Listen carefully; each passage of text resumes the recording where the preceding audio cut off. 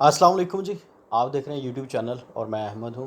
آج کچھ ڈیولپمنٹ ہوئی تھی، پولیٹیکل ڈیولپمنٹ، جن میں جیسا کہ آپ نے نیوز میں سنا بھی ہوگا، دیکھا بھی ہوگا. ایک تو کابینہ میں جو پرائم منسٹر کی کابینہ ہے، منسٹر کا کچھ رد و بدل ہو رہا ہے، اپنے مہرے عمران خان صاحب چینج کر رہے ہیں.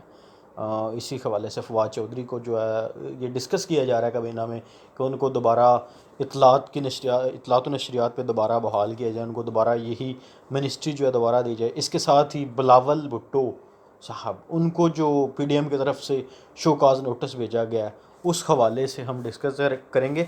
تو پہلے تو ہم بات کرتے ہیں جو فواد چودھری صاحب ہیں اس کے حوالے سے. جیسا کہ آپ سب لوگ جانتے ہیں کہ عمران خان صاحب جو ہے نا، وہ کابینہ میں کچھ رد و بدل کر رہے ہیں پچھلے 1.5 ہفتے سے. جب سے وہ کرونا کی وبا سے باہر ہیں، جب سے وہ صحت یاب ہوئے ہیں، تو ان کو ایک نا ٹائم مل گیا تھا سوچنے کا، تاکہ وہ سوچ سکیں کہ انہوں نے پچھلے 2 ڈھائی سال میں کیا کیا ہے اور کیا کھویا اور کیا پایا.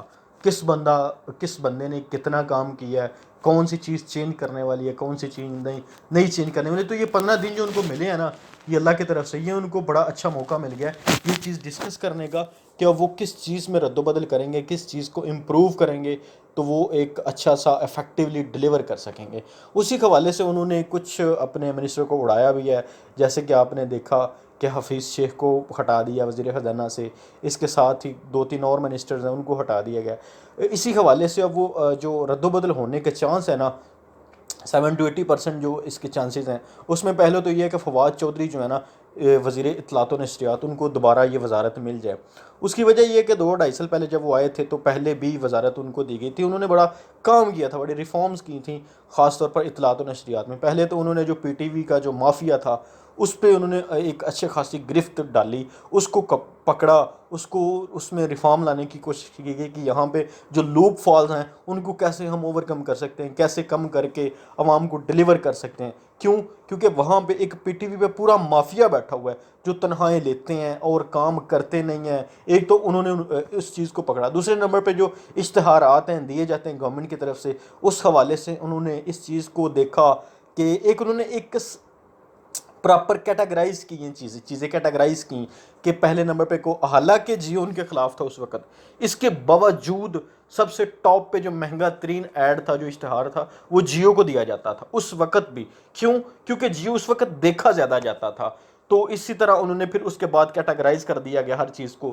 تو یہ لوگ خاص طور پر جو میڈیا کے ہمارے جو وڈے صحافی ہیں، سو کالڈ صحافی جو ہیں، ان کو یہ چیز جو نا اچھی نہیں لگی، چبھی نہیں.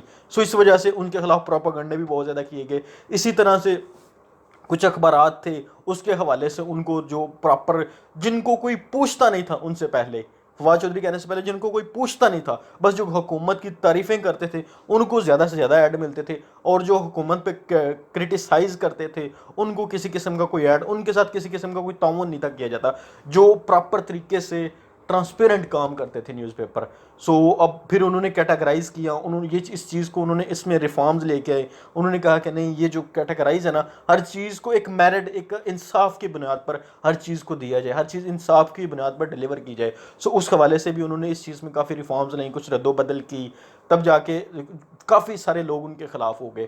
اس کے بعد جب ان کو ہٹایا گیا تو پھر فردوس عاشق امان، انہوں نے تو آگے بڑا غرق کر دیا اطلاعات و نشریات کا. تو انہوں نے ان کو کہا گیا بس جیسے کیسے بھی ہے آپ دھکا دے کے، دھکا لگا کے چلائیں صحیح، جو بھی مافیا ہے ان کو چلائیں صحیح. ایک دفعہ ان کو ایڈ وغیرہ دے کے انہوں نے اچھا خاصا اس چیز کو نقصان دیا، اس چیز کو ڈیمیج کیا اس چیز کو. اس کے بعد آصف سلیم باجوہ صاحب آئے ہیں، انہوں نے بھی اس چیز کو رن کرنے کی کوشش کی ہے. لیکن اس کے بعد دوبارہ سے جب پھر وہ آئے ہیں شبلی فراز بیسیکلی ایک بڑے شریف سے اور سادہ سے بندے ہیں. وہ اس چیز کو لے کے چل نہیں سکے، کیونکہ یہ وزارت ایسی ہے، تیز تراز بندہ، ایک کمپیٹنٹ بندہ ہو جو وقت کی نزاکت کو سمجھتے ہوئے ہر چیز کو آگے لے کے چلے. وہ اس طرح سے وہ سیدھے سادے اور شریف بندے ہیں، وہ اس چیز کو لے کے چل نہیں پائے. تو دوبارہ سے یہ سوچا جا رہا ہے کہ جو ہے نا، اس چیز کو وہ دیا جائے فواد چودھری کو دوبارہ سے. اب آپ دیکھیں ان کو اس وزارت سے ہٹا کے فواد چودھری کو پہلے یہ اطلاعات و نشریات پہ تھے، اس سے ہٹا کے ان کو سائنس اینڈ ٹیکنالوجی پر دی گئی، جس کو وہ خود جو ہے فواد چودھری صاحب کہتے ہیں کہ ایک مردہ گھوڑے میں. آپ نے دیکھا ہوگا کہ وزارت سائنس اینڈ ٹیکنالوجی کے بارے میں پہلے کوئی چیز ڈسکس ہی نہیں ہوتی تھی، کوئی بندہ اس کے بارے میں بولتا نہیں تھا، لیکن جب سے وہ آئے ہیں انہوں نے بڑے اچھے کام کیے، افیکٹولی کام کیے، نوجوانوں کو آگے لانے کی کوشش کی ہے اور ہر چیز میں ریفارمز کی ہیں. ایک بڑا اچھا کر کے دکھایا، انہوں نے ڈیلیور کرنے کی کوشش کی ہے. اب وہی وزارت جو پہلے ڈسکس نہیں ہوتی تھی، اب آئے دوسرے دن آئے دن کوئی نہ کوئی سائنس اینڈ ٹیکنالوجی پہ بات ہوتی ہے، اس پہ کام ہو رہا ہوتا ہے. کیونکہ ایک ہوتی مین چیز کسی بھی ملک کی اکانومی کو جو بوسٹ کرنے کی چیز ہوتی ہے نا، وہ نالج بیس اکانومی ہوتی ہے. آلریڈی ہم کافی ویڈیو میں ڈسکس کر چکے ہیں اس پر. تو نالج بیس کہاں سے آتی ہے؟ سائنس اینڈ ٹیکنالوجی سے آتی ہے. اس کے ساتھ ہی اگر ہم دیکھیں تو اب ان کو دوبارہ سے وہ وزارت اطلاعات و نشریات دینے کی کوشش کی جا رہی ہے، سوچا جا رہا ہے اس بارے میں. اب جہاں تک میرا خیال ہے، جہاں تک میرا اوپینین ہے، مجھے تو وہ لگتا ہے کہ جب تک ان کو فل اتھارٹی، فل اختیارات نہیں دیے جائیں گے، وہ یہ وزارت نہیں لیں گے. کیونکہ اس کے لیے وزارت اطلاعات و نشریات یہ ایک بڑی امپورٹنٹ وزارت ہے، بڑی اہم وزارت ہے، اور وہ اس وقت تک نہیں لیں گے جب تک فل فلیج ان کو کام کھل کے نہ کھیلنے دیا جائے. کیوں؟ کیونکہ وہ آپ نے دیکھا ہوگا کہ قاضی عیسیٰ فائز کا جب کیس تھا تو تب بھی انہوں نے کھل کر بولنے ہیں، جو بھی کیے ہیں ان کے کھل ہر چیز کو انہوں نے ڈیلیور کیا ہے. تو اسی کے خلاف قاضی عیسیٰ جو ہیں، ان کی جو وائف ہے، جو جج ہیں، وہ حتیٰ کہ کورٹ تک چلے گئی تھی ان کے خلاف، فواد چودھری کے خلاف، کیونکہ وہ دشمنی مول لے سکتے ہیں. وہ کھل کے بولتے ہیں بے ڈر ہو کے، کسی سے ڈر کے نہیں بولتے، ہر چیز کرنا جانتے ہیں، ڈیلیور کرنا جانتے ہیں، کام کروانا بھی جانتے ہیں اور کرنا بھی جانتے ہیں.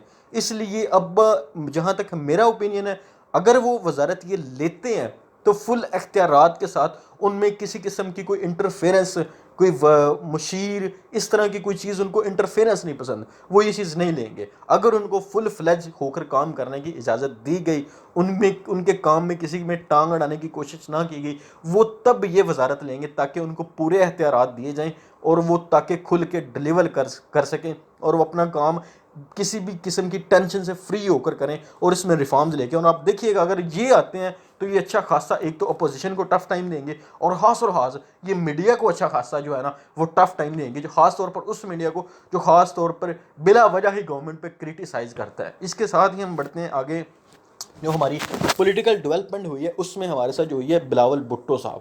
آپ نے دیکھا ہوگا کہ پی ڈی ایم نے بلاول بھٹو کو ایک شو کاز نوٹس بھیجا، تو انہوں نے انہوں نے اجلاس بلوایا ہوا تھا اپنی پارٹی کا، تو اس میں انہوں نے پہلے تو پڑھ کے انہوں نے اسی وقت پھاڑ دیا. اور جب وہ پھاڑا تو پوری اس کی ادھر جو بیٹھے ہوئے تھے اجلاس میں، انہوں نے بڑی تالیاں بجائیں اور بڑا کلیپ کیا، اس چیز کو اپریشیٹ کیا کہ آپ نے بہت اچھا کیا. اس جو شو کا نوٹس تھا اس میں تھا کیا، وہ میں کوشش کرتا ہوں کہ تھوڑا سا آپ کو بتا دوں کہ اس میں تھا. اس میں تو پہلے نمبر پر تو یہ چیز تھی، ان سے پوچھا گیا تھا بلاول بھٹو صاحب سے کہ بلاول بھٹو صاحب، آپ نے ہماری جب ڈیل ہو گئی تھی، پی ڈی ایم کے اندر ایک ڈیل ہوئی تھی کہ جو ہے چیئرمین سینٹ پیپل پارٹی کا ہوگا، ڈپٹی چیئرمین سینٹ جو ہوگا وہ جماعت اسلامی کا ہوگا، اس کے بعد اپوزیشن لیڈر جو ہوگا وہ پی ایم ایل این کا ہوگا. تو پی ایم ایل این نے چھرا گھونپا پیپل پارٹی کو، مطلب کہ ان کا چیئرمین سینٹ نہیں بننے دیا. اسی طرح انہوں نے بدلہ لیا پیپل پارٹی نے، انہوں نے اپنا جو ہے اپوزیشن لیڈر خود اپنا یوسف رضا گیلانی کو بنا دیا. تو ان دونوں نے ایک دوسرے کے ساتھ ایک دوسرے کی پیٹھ میں چھرا گھونپا اور ایک دوسرے سے بدلہ لیا. ان سے جب پوچھا گئی، یہی چیز پوچھے گی کہ آپ نے ایسا کیوں کیا، تو ان کی غیرت جاگ گئی. انہوں نے کہا کہ ہم سیاست عزت کے لیے کرتے ہیں. تو ان کی غیرت پہ مسئلہ آ گیا کہ ان کی غیرت پہ کسی نے بات کی، آپ ہوتے کون ہیں پوچھنے والے، کیا پدی اور کیا پدی کا شوروا، ایسی ہی کچھ بات انہوں نے کی کہ ہم کسی کو جواب دہ نہیں ہیں. اس کے ساتھ ہی ان سے پوچھا گیا کہ آپ نے یہ جو کیا ہے اپوزیشن لیڈر، جب ہماری بات طے ہو چکی تھی تو آپ نے کیوں کیا. اسی چیز پہ ان کی غیرت جاگی. اگرچہ ہم دیکھیں تو سندھ میں اگر کتے کاٹ جاتی ہیں، عوام کو کاٹ جاتے ہیں، تو اس پہ ان کی غیرت نہیں جاگتی. یہاں پھر سوئس اکاؤنٹس کے حوالے سے ان سے پوچھا جاتا ہے، سوئس کوڈ کے حوالے سے ان سے پوچھا جاتا ہے، تو ان کی غیرت نہیں جاگتی. ان سے اگر پوچھا جاتا ہے کہ اتنا پیسہ کرپشن، منی لانڈرنگ جو ہوئی، جو ثابت بھی ہو گئی، تو اس پہ ان کی غیرت نہیں جاگتی. کراچی سارا ڈوب جاتا ہے جب بارش آتی ہے، تو اس پہ غیرت نہیں جاگی. ان کی غیرت جاگی ہے تو صرف اور صرف اس وجہ سے کہ ان سے کسی نے سوال کیا تو کیوں کیا ہے، اس وجہ سے ان کی غیرت جاگ گئی ہے. امید کرتے ہیں انشاءاللہ ان کی غیرت اور کس جگہ پہ جاگے گی یہ تو بتائے گا وقت، اور کیسے اور کہاں جاگتی ہے. मुख्तसर ये कि इन दोनों पार्टियों ने, पीपल पार्टी और नून लीग, इन दोनों ने दो ही वजह थी। पहली, नून लीग का मकसद क्या था? नून लीग और जमात इस्लामी मौलाना फजल रहमान का मकसद क्या था? इमरान खान को हटाना। हत्ता कि अगर दूसरी साइड पर देखा जाए तो पीपल पार्टी ये चीज़ नहीं चाहती थी। वो चाहती थी कि गवर्नमेंट के अंदर रह के इनको इसको चलने दे, इसके अंदर रह के इसको डैमेज करते हैं। तो पीएमएलएन चाहते थे कि नहीं, इसको गिराया जाए, क्योंकि उनके केसेस हैं, उनके केसेस बंद होंगे। अगर उन्होंने ना गिराया तो उनके लिए मसाइल हो सकते हैं, उनके लिए मुश्किलात हो सकती हैं। तो इसलिए ये दोनों पार्टियों का मकसद एक ही था, लेके एक ही तरफ चल रहे थे। सो होपफुली जी इंशाल्लाह देखते हैं आगे क्या करते हैं ये पीडीएम वाले। एक तरफ तो पीडीएम टूट चुकी है, अब आके देखते हैं कि क्या ये बिलावल भुट्टो साहब पीडीएम के अंदर रह पाते हैं कि नहीं।